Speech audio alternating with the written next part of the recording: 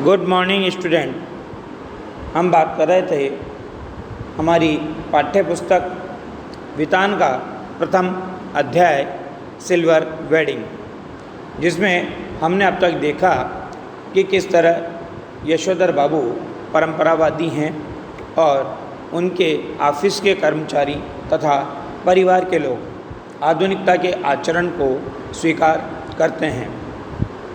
संयुक्त परिवार में रहते हुए उनकी पत्नी कभी आधुनिक नहीं बन पाती, परंतु जब एकाकी परिवार के रूप में वो रहने लगते हैं तो वो अपने आप को पुत्र और पुत्री के कहने पर आधुनिक सिद्ध करती है।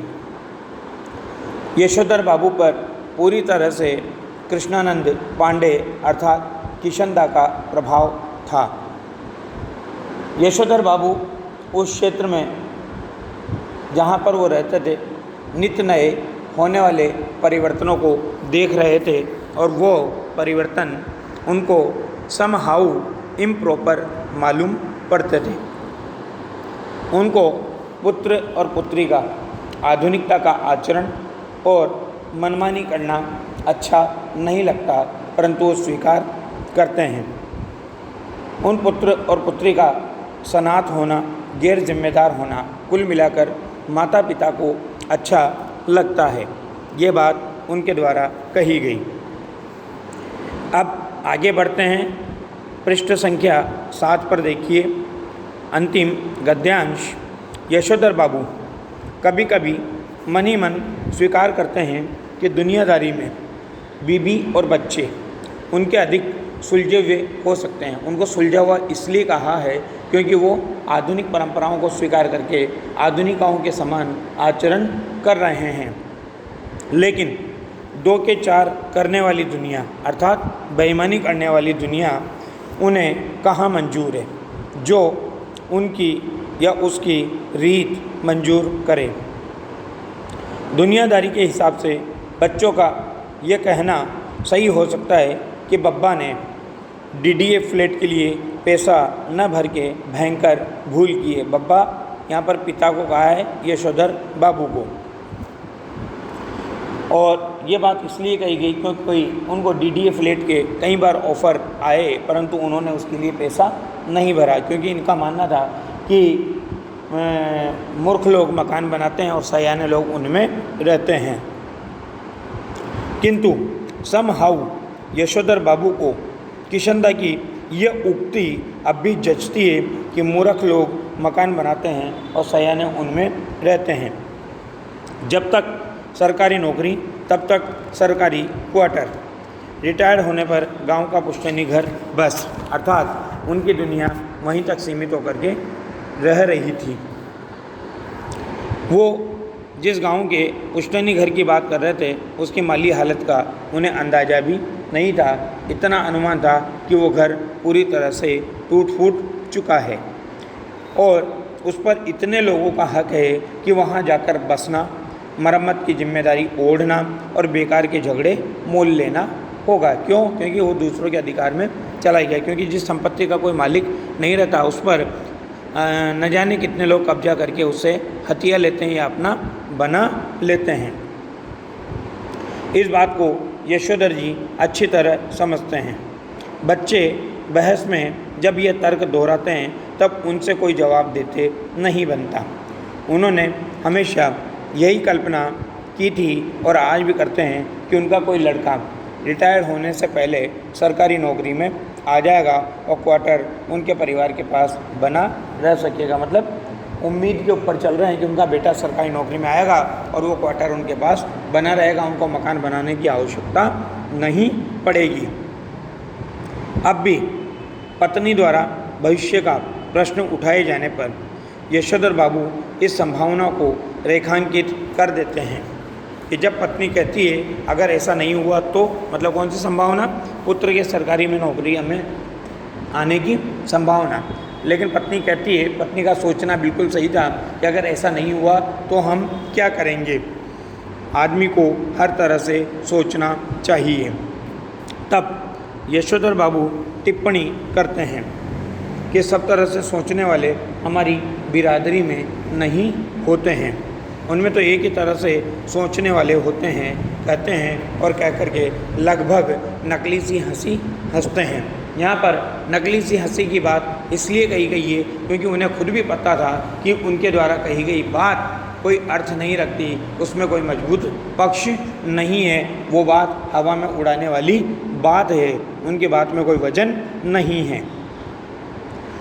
जितना ही इस लोक की जिंदगी यशोधर बाबू को ये नकली हंसी हंसने के लिए बाध्य कर रही है, उतना ही वह परलोक के बारे में उत्साही होने का यत्न कर रहे हैं, अर्थात अपने भविष्य को, आगामी जीवन को सुधारने का प्रयास कर रहे हैं। इसलिए अब वो धर्म कर्म की ओर भी अग्रसर होने लगे हैं, जबकि उनकी उम्र अभी धर्म कर्म की नहीं है। उनके पुत्र पुत्रियों का ऐसा मानना है कि वो ज़बरदस्ती ऐसे कार्य करके अपने आप को बुजुर्ग सिद्ध कर रहे हैं। तो उन्होंने बिड़ला मंदिर की ओर तेज कदम बढ़ाए, लक्ष्मी नारायण भगवान के आगे हाथ जोड़े, आशीक का फूल, आशीर्वाद का फूल चुटिया में खोसा और पीछे से उस प्रांगण में जा पहुँचे जहाँ पर क्या हो रहा था, महात्मा जी गीता पर प्रवचन कर रहे थे। अफसोस आज प्रवचन सुनने में यशोधर जी का मन खास नहीं लगा, क्योंकि मन में जब कोई चिंता होती है, मन उधेड़ बुन में होता है या अंतर्द्वंद की स्थिति होती है, तो मन किसी भी कार्य में नहीं लगता। सच तो यह है कि वह भीतर से बहुत ज़्यादा धार्मिक अथवा कर्मकांडी है नहीं। हाँ, इस संबंध में अपने मर्यादा पुरुष किशनदा द्वारा स्थापित मानक हमेशा उनके सामने रहे हैं।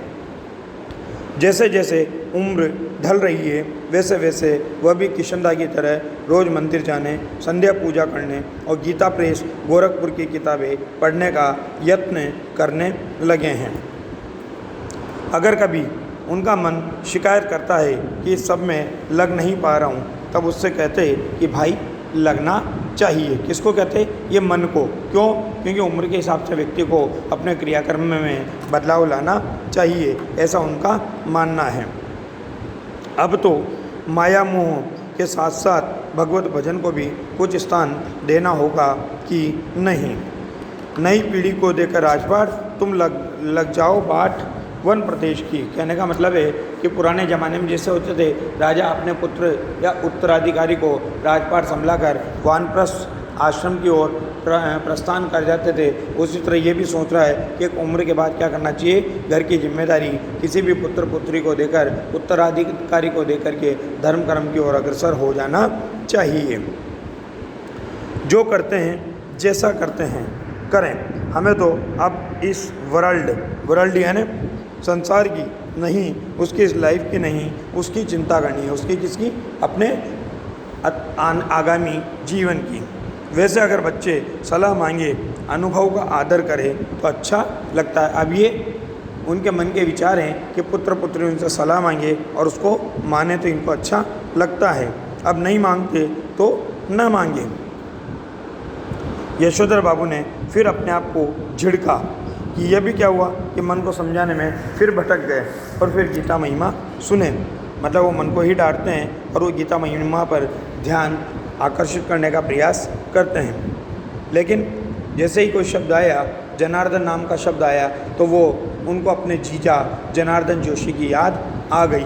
अब देखिए आगे की स्थिति सुनने लगे, मगर व्याख्या में जब जनार्दन शब्द जो सुनाई पड़ा तो उन्हें अपने जीजा जनार्दन जोशी की याद हो आई। परसों ही कार्ड आया है कि उनकी तबीयत खराब है। यशोधर बाबू सोचने लगे कि जीजाजी का हाल पूछने अहमदाबाद जाना ही होगा। ऐसा इसलिए सोच रहे हैं क्योंकि वो रिश्तों का निर्वहन करने में अपने आप को सही समझते हैं, जबकि आधुनिक पीढ़ी उन रिश्तों को लंबा खींचने का प्रयास नहीं करती। ऐसा सोचते ही उन्हें यह भी ख्याल आया कि यह प्रस्ताव उनकी पत्नी और बच्चों को पसंद नहीं आएगा। सारा संयुक्त परिवार बिखर गया है। पत्नी और बच्चों की धारणा क्या है कि इस बिखरे परिवार के प्रति यशोधर जी का एक तरफा लगाव आर्थिक दृष्टि से सर्वथा मूर्खता पूर्ण, मतलब पैसों क्या दृष्टिकोण से देखो तो इसे वो मूर्खतापूर्ण मानते हैं, क्योंकि इसमें आने जाने में खर्चा होगा, वो बेकार का खर्च मानते हैं। लेकिन वास्तव में ऐसा नहीं होता। दुनियादारी में ध्यान रखना, पैसा ही महत्वपूर्ण नहीं होता, इस संसार में रिश्ते भी महत्वपूर्ण होते हैं। वह चाहते हैं कि बच्चे भी पारिवारिकता के प्रति उत्साही हो, लेकिन जब बच्चों से ऐसी बात की जाती है तो बच्चे क्या होते हैं, क्रुद्ध ही होते हैं। क्रुद्ध होना यानी क्रोधित होना। अभी उस दिन हद हो गई, कमाऊ बेटे ने यह तक कह दिया कि आपको बुआ को भेजने के लिए पैसे मैं तो नहीं दूंगा।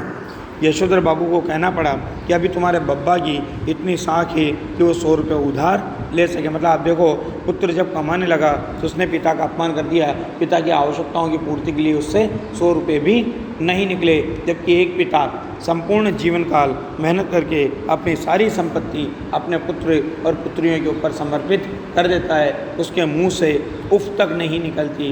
परंतु पुत्र जब कमाने लगता है तो पुत्र का इस तरह का आचरण पिता के प्रति कभी भी उचित नहीं कहा जा सकता। धन्यवाद।